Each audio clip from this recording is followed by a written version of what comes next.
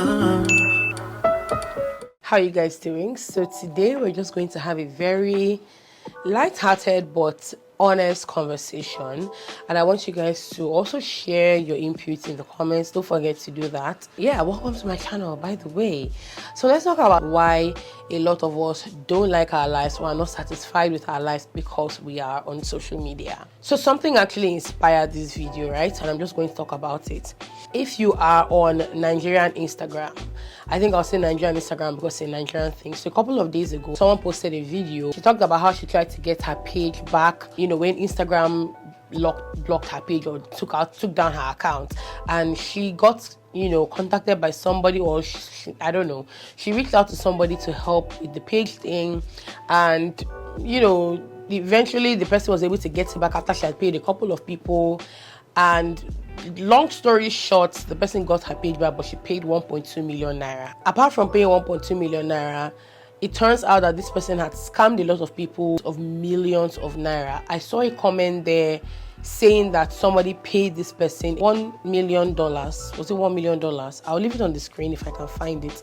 But someone said they paid her $1 million or so to get a Dubai company's Instagram page back. And this person was on the run. She was buying houses in Abuja. She was going to the Maldives with her husband. And there were just a lot of people in the comments who had talked about how they paid her. And I think as at the time I was reading this story, she had been arrested. They said she was in Panti police station. But that's just one of the things that kind of led to this discussion that I want to have today. So I think that in this social media age, and because of overconsumption, you're so up to date with how people's lives are going because you follow them back to back, and you maybe unconsciously sometimes even compare yourself. And it might not be like a side-by-side comparison, but then somewhere in your mind you're like, oh my god, I mean, this person is about the same age with me, or something might happen in your life and you're thinking, wow, like I shouldn't be going through this. The number one thing that anybody can do for themselves, especially in this social media age, is to be careful of who you follow. Everybody's different and we all have like different values, moral systems and all of that. Sometimes what you may see as entertainment is doing more harm than good to you, and that's what a lot of us don't know. It's fun to follow someone who lives a luxury life, a life that you most likely cannot afford to live. I mean, it's fun, it's all glitz and glam, it's enjoyable to watch. You are looking at them and then you're like, oh, it's not like they are celebrities. We look at celebrities and we're like, okay, they've put in the work, they do this, they do that. Okay, so we know them, they're famous, so maybe, they are enjoying the life that they worked for or whatever.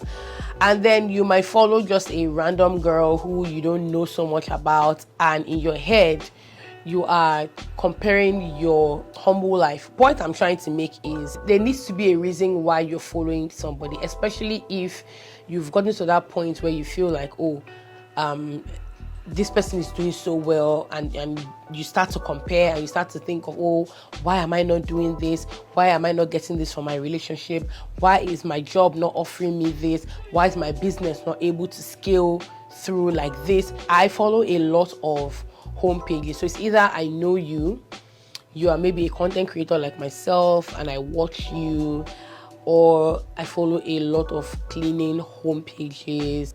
And that's because I personally just love beautiful homes. I love homes that are organized.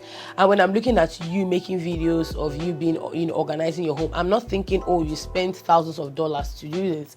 I'm just thinking, how am I able to organize my apples to look like this, and even if I can't get this, what's the closest I can do, so there's always that intentionality at the back of my mind. This is personal preference. To say I'll follow people who would rub wealth in your face, I'm not saying there's anything wrong with that. That's their cup of tea, that's their way of life. But I wouldn't follow somebody who would maybe go into a store or travel. I mean, I follow people who travel, right? But as I'm following you, as I'm watching you travel, I'm looking at your experience. It's not about how many things you're buying. It's not about the amount of luxury stores that you're walking into. It's not my business. If I do that, that's just me being nosy or me trying to pocket what for my own sanity and for my own good. I'm really not interested in how many stores you walk into. So when people travel, I'm looking at the experiences. I'm looking at the scenery. I'm enjoying the scenery with you. I'm enjoying the experiences that you get from traveling. I would follow somebody who would, you own a Dior bag, right? You can say, oh, I'm going to match this green Dior saddle bag with this green dress because I like how the colors look together, and that's fine because I'm just thinking of, oh, this is such a nice outfit inspiration. If I have a green bag, how do I match it with my outfit? It's a completely different case from someone saying I bought this $5,000 bag and I'm trying to figure out how to match it with this dress, but there are two different things. So I feel like a lot of people are beginning to place value on the wrong things unconsciously sometimes, because you look at your life and the kind of person you are, and maybe, for instance, you've never been a gifts love language type of person, and then all of a sudden, because you're watching people who are giving out gifts, all of a sudden you're like, why is my man not giving me gifts? Or why are you not buying these things? Why are you not doing this? But if you ask yourself the truth, do you actually place value on gifts as much as you do acts of service, or as much as you do physical touch? Or are you just asking for gifts because you have been watching a lot of videos and people are giving gifts? So sometimes, I get that we're human beings, we're not perfect. Even after that, do you think to yourself, why am I requesting this from this person? Why am I requesting this from my life as it is now, when it's not my reality? It kind of creeps up into your subconscious, and then you're comparing and you're thinking of your life. You're thinking of how bad your life is, or how broke you are, or how broke your partner is. Are these things impacting your life in a negative or in a positive way? So you need to kind of weigh your options. It's not bad to aspire to these things if that's what you actually want, but when you're aspiring to these things for the wrong reasons, that's where there's a problem. I remember watching somebody who was saying some people just want to have money, they just want to make money, and they don't know what they want to use that money for, but just for like the status purposes. Because some people, you can ask them now, when you have money, what do you like? What are the things that you plan to do with this money? What are the things that would actually bring you fulfillment and joy when you make this money? Apart from living a very comfortable life, some people don't exactly know what it is that they want some things for. Like, they don't know why they want these things. Some people want to get married and they don't know why they want to get married. But for the status purposes, because it's very required from society, some people just want to do it. So it's almost like it's not bad to aspire to these things, but what is the reason? What is the reason? What's the reason? So something else is following people's businesses. There are, of course, people who are doing very well on social media. There are people who are running successful businesses on social media. They've put in the work, but in reality, it's not everybody's story. Now, we're on social media, people are trying to market themselves. So you're watching people's videos and people are saying, oh, sold out gang, and you're there comparing your life and saying, oh my God, why am I not selling out? Like I said, there's nothing wrong with trying to find ways to make money. There's nothing wrong with trying to find ways to grow your business. And I'm not saying you should settle for less or you should be lazy about it. I'm just saying, focus on your focus on your race. There are people who would, even a couple of days ago, some vendor posted sold out, and people were in the comments saying, are you saying that you actually sold this thing for this price and you're sold out on it? The truth is that these are marketing strategies. Nobody's going to come out and tell you, oh, I had to do this so that people feel that it's sought after. When people are selling their products on Instagram, a lot of times when they tell you sold out, what's the first thing that comes to your mind? If I tell you, oh, I bought this thing in bulk and I have sold out on it, what's the first thing that comes to mind? First thing that comes to your mind is, this thing is so sought after. This thing is definitely special. There's something about this particular product that people like and people are buying and they're finishing it. If you can afford to buy it, you will of course go ahead and buy it. So the whole thing is, don't get sucked into this facade that they have created, or go comparing your business or your life side by side with them and feeling that you're not doing good enough. And it's also the same thing with relationships as well. We base our aspirations on things that we do not genuinely want.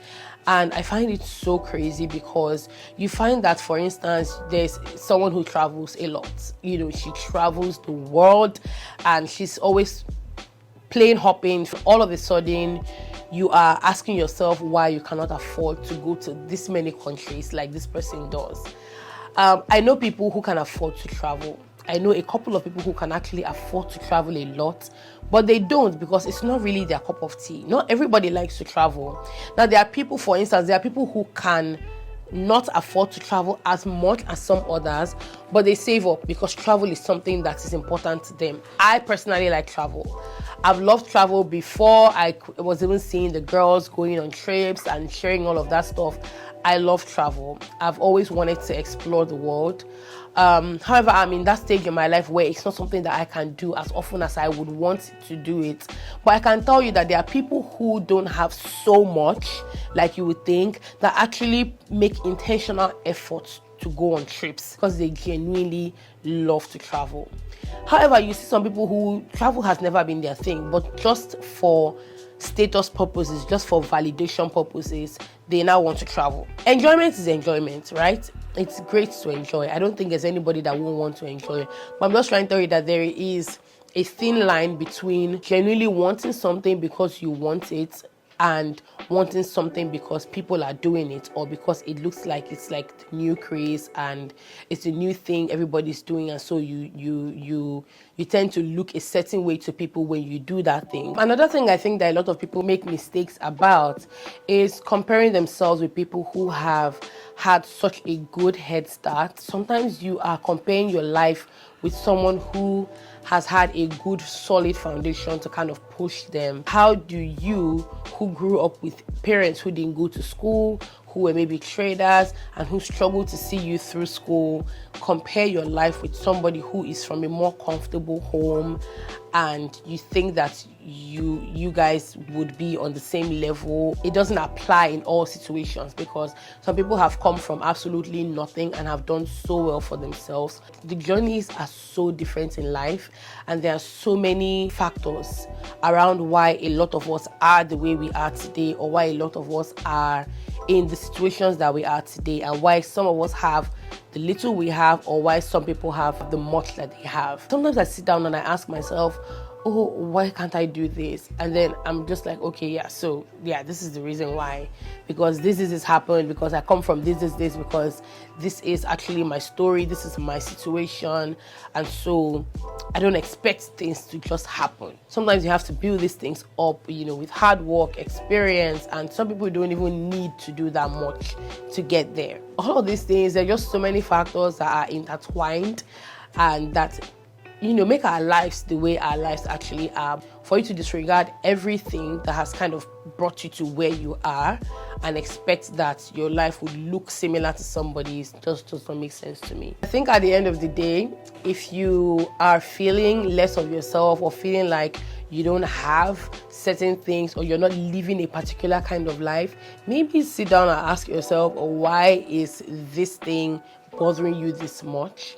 And if you didn't see this thing, would you feel like this? If you had no idea about this person's life, would you actually feel like this? Because being on social media is crazy. The overconsumption can actually mess with you. I'm not going to lie, I feel a lot better when I am off social media. When I'm on social media and I'm on pages that actually give me joy, I feel good. I feel okay. But sometimes the scrolling, like the over scrolling, just gets you to that point where you are now beginning to see things and think of your life as not doing so well, not being so great. And it just takes you down this rabbit hole of comparison and regret, and it shouldn't be so. If you can't take breaks, because some people enjoy being on social media, for some people it's such a pastime that they cannot take breaks from it. But if you can't take breaks, then you need to regulate the kind of content that you go through. Once you start to consume certain kind of content, it starts getting recommended to you, and then you're seeing so much more of that. You're doing good enough, you're trying your best, do your best behind the scenes. Also make sure that when you drop your phone, that you have happiness in your life, that your happiness is not just tied to your phone and the things that you're seeing and the things that you're consuming, and you feel blessed with whatever it is that you have. Let me know in the comments what you guys think. Let's talk about you know, overconsumption? Is there something that you do differently? What do you do to make sure that you don't fall into this rabbit hole of comparison, and you don't fall into this rut of, you know, just over consuming content that is in the long run not good for you, that may seem entertaining but is not, that it's not doing the best for you. So let me know how you deal with these things. Let's talk in the comments. I hope you enjoyed this video. Don't forget to give it a thumbs up and subscribe to my channel if you're not subscribed. I'll see you in the next video.